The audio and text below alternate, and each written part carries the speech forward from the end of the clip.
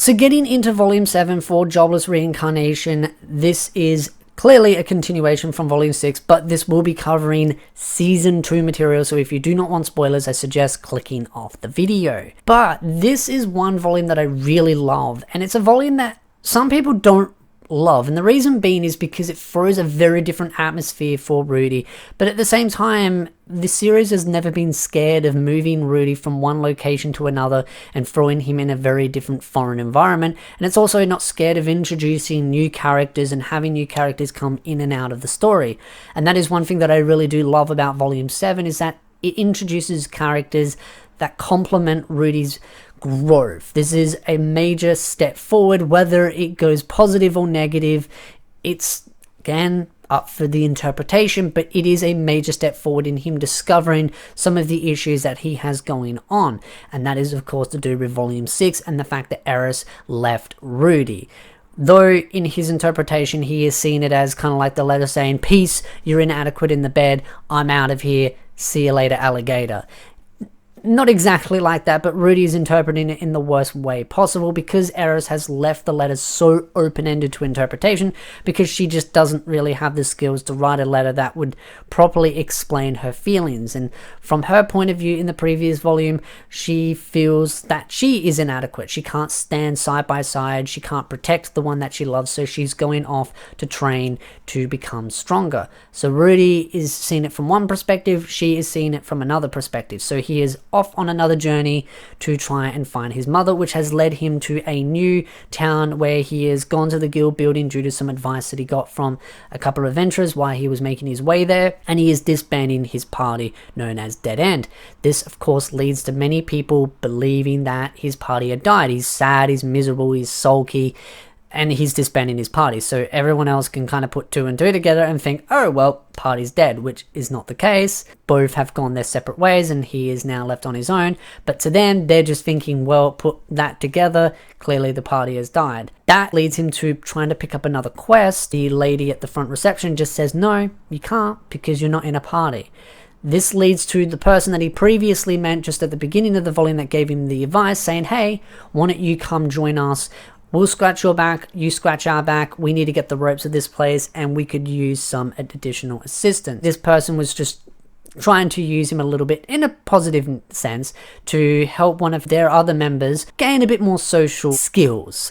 There's a person in this group known as Sarah, and the group is known as Arrow. So Rudy agrees to these terms because of the fact that he has no other option. He needs to work with other people, and he realizes that he needs to work with other people to be able to get his name out there to help find his mother. And that's the thing, is at the beginning, he had this whole mindset that he'd become this solo adventurer, building a name for himself, because he just didn't want to interact with people. But realizing the faulty of him, his mistake, is that he needs to work with other people. If he doesn't work with other people, people can't find out about how strong he is other than just, oh, he completed a quest. But some people could say that he received assistance. So he agrees to go in with them. He does try to throw some suggestions because of the fact that he knows his full potential. A lot of that gets rejected by Sarah, who is the one member that the other person wanted to try and give her some social skills, because she is very much lacking. She's a very difficult individual. And one thing that Rudy does know is that she reminds him of ERIS, a bit of a tsundere, a bit of a challenging one, rough around the edges, but you could see that if you polish some of those edges, worked with her, she would be a lot more easygoing to work with. But Sarah really does not like Rudy for a number of different reasons, and it all just stems back to the fact of his name. He is a descendant of nobility because of Paul, and she has some bad history with nobility because of her family dying due to certain circumstances and the nobility not assisting or doing what they needed to do to help their people. So she has a reason to not like Rudy, and that also leads to more misunderstandings in the early stages, because Rudy isn't showing his full power because, well, at the end of the day, the only thing he really uses is Quagmire, and that's why he gets the name Quagmire, because it's just his default ability. They do run into a problem. He ends up saving the day. Hey, he's a lot more capable than what they realize. Sarah's kind of thinking that maybe he's trying to hide some of it. She comes up with a lot of conspiracy theories of why he is in the situation he is, running away from home, can't handle responsibilities, doesn't like the pampered life.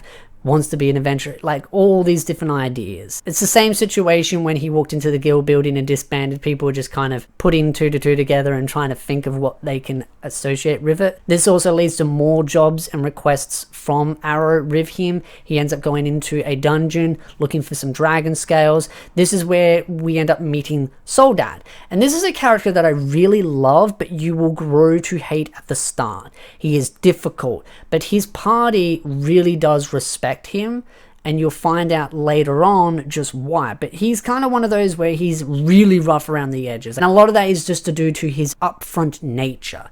Very blunt, doesn't like beating around the bush, doesn't like fake smiles, doesn't like fake appearances, and that is something that he does not like about Rudy. Rudy has a creepy smile, so it's understandable. Soldat doesn't like that kind of stuff, so he's instantly going to rub off fairly badly with Rudy, and because Rudy is just mopey and is difficult to work with, it just rubs him around the wrong way, which leads into another incident straight after the drama that happened in the dungeon with the Snowdrakes. Soldat's party accused Arrow's party of kill stealing, bit of a fist punch. They end up working out their differences. Arrow's party goes back to the bar, and they end up whinging about Soldat or his lovely shenanigans. That is where Soldat walks in and then just calls Rudy creepy, and it just adds more fuel to the fire. Sarah at this point is also defending Rudy. I think it's kind of a little bit of, she's kind of just defending her party, even though Rudy, she's not really sure about. She's kind of growing a little bit more accustomed. It's kind of just warming up, and that's what I meant before. She's rough around the edges. You polish that a little bit, she's a lot more easy to work with. Winter comes along, it's much more snowier.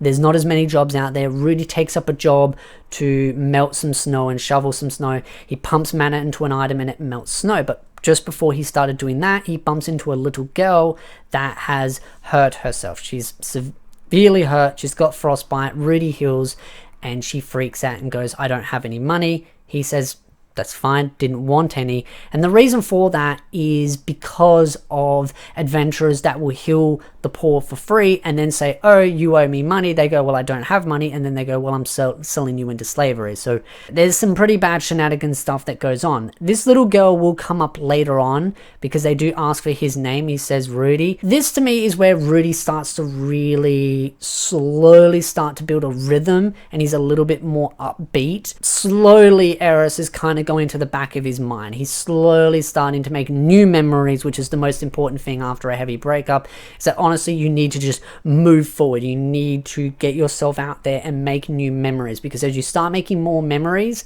and doing stuff, it will just slowly push the more painful ones at the back. They still sting when you think about them, but at least it makes it easier for you to deal with. You can at least move forward. Rudy's still very much down in the dumps, but he's at least able to function a little bit better because of that. This leads him to going back to the bar. He bumps into two of the members of Arrow, and they end up telling him that they were on a quest and two of their members have died and one is perceived to be missing. They're not sure if she's dead or alive, and that of course is Sarah. Asked Arrow where their quest was and poked and prodded some information so that he could end up going out there, and that is where it is an Icefall Treant versus Rudy. Rudy doesn't even check to see if it's fully dead. He just pulls Sarah out of the root of it, takes her, and just tries and heals her a little bit and take her back to the town. He is just that determined to try and save her. He also takes some of the remains of the other party members, but his main objective is trying to find Sarah. He's determined. He doesn't want to leave her out there to die.